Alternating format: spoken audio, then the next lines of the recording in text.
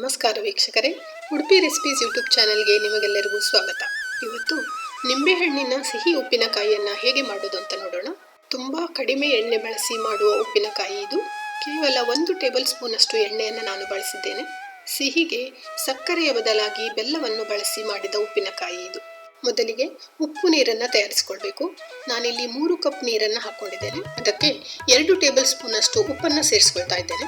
3 cup ನೀರು ಸುಮಾರು 1.5 cup ಆಗುವಷ್ಟು ಹೊತ್ತು ಇದನ್ನು ಚೆನ್ನಾಗಿ ಕುದಿಸ್ಕೊಳ್ಬೇಕು. ಕುದಿಸಿದ ನಂತರ ಅದು ಸಂಪೂರ್ಣವಾಗಿ ತಣ್ಣಗಾಗಲು ಬಿಟ್ಟುಬಿಡಿ. ಈಗ ಒಂದು ಬಾಣಲೆಯನ್ನು ಬಿಸಿ ಮಾಡಿ ಅದಕ್ಕೆ 3 ಟೀ ಸ್ಪೂನ್ ಅಷ್ಟು ಸಾಸಿವೆ, 1.5 ಟೀ ಸ್ಪೂನ್ ಅಷ್ಟು ಜೀರಿಗೆ ಹಾಗೂ ಅರ್ಧ ಟೀ ಸ್ಪೂನ್ ಅಷ್ಟು ಮೆಂತೆಯನ್ನು ಹಾಕೊಳ್ಬೇಕು. ಈ ಎಲ್ಲ ಸಾಮಗ್ರಿಗಳನ್ನು ಚೆನ್ನಾಗಿ ಹುರಿದುಕೊಳ್ಬೇಕಾಗತ್ತೆ. ಈ ಹುರಿದ ಸಾಮಗ್ರಿಗಳನ್ನು ಒಂದು ಪ್ಲೇಟಿನಲ್ಲಿ ತೆಗೆದಿಟ್ಟುಕೊಂಡು ಅದೇ ಬಾಣಲೆಯಲ್ಲಿ ಮೆಣಸಿನಕಾಯಿಯನ್ನು ಹುರಿದುಕೊಳ್ತಾ ಇದ್ದೀನಿ. ಬಾಣಲೆಗೆ ಸುಮಾರು 1 ಟೇಬಲ್ ಸ್ಪೂನ್ ಅಷ್ಟು ಎಣ್ಣೆಯನ್ನು ಹಾಕೊಳ್ಬೇಕು. ಇದಕ್ಕೆ ಸುಮಾರು 13 ಬ್ಯಾಡಗಿ ಒಣಮೆಣಸಿನಕಾಯಿ ಹಾಗೂ ಸುಮಾರು 5ರಿಂದ 6 ಗುಂಟೂರು ಒಣಮೆಣಸಿನಕಾಯಿಯನ್ನು ಸೇರಿಸ್ಕೊಳ್ತಾ ಇದ್ದೀನಿ. ಮಂದ ಉರಿಯಲ್ಲಿ ಇದನ್ನು ಚೆನ್ನಾಗಿ ಹುರಿದುಕೊಳ್ಬೇಕು. ಹುರಿದ ಮೆಣಸಿನಕಾಯಿ ಉಬ್ಬಿ ದಪ್ಪ ಆಗುತ್ತೆ.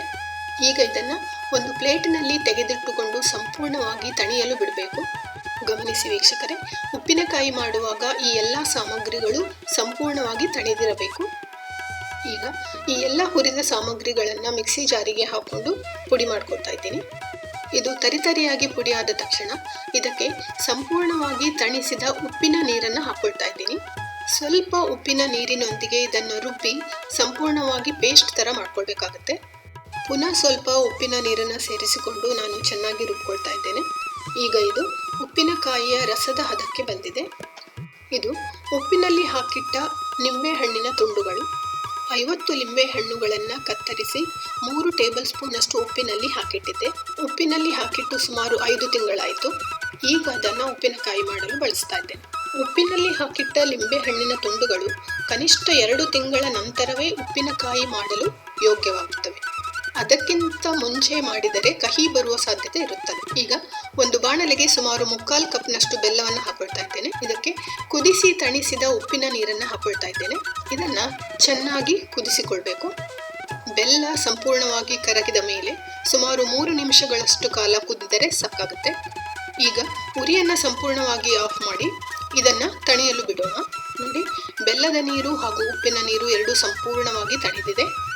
ಸಂಪೂರ್ಣವಾಗಿ ತಣಿಸುವುದು ತುಂಬ ಅವಶ್ಯಕ, ಇಲ್ಲದಿದ್ದರೆ ಉಪ್ಪಿನಕಾಯಿ ಹಾಳಾಗುವ ಸಾಧ್ಯತೆ ಇರುತ್ತೆ.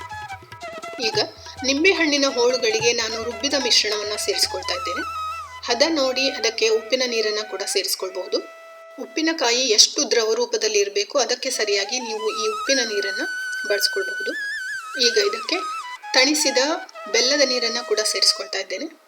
ಇದೆಲ್ಲವನ್ನು ಸೌಟಿನಿಂದ ಚೆನ್ನಾಗಿ ಮಿಕ್ಸ್ ಮಾಡಿದರೆ ನಮ್ಮ ಉಪ್ಪಿನಕಾಯಿ ರೆಡಿಯಾದಂತೆ.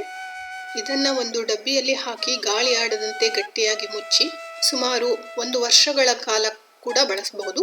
ಫ್ರಿಡ್ಜ್ನಲ್ಲಿ ಇಡುವ ಅವಶ್ಯಕತೆ ಕೂಡ ಇಲ್ಲ. ದೋಸೆ, ಇಡ್ಲಿ ಮತ್ತು ಪರೋಟಾಗಳ ಜೊತೆ ಈ ಉಪ್ಪಿನಕಾಯಿ ತಿನ್ನಲು ತುಂಬ ರುಚಿಯಾಗಿರುತ್ತೆ. ನೀವು ಒಂದು ಸಲ ಮಾಡಿ ನೋಡಿ.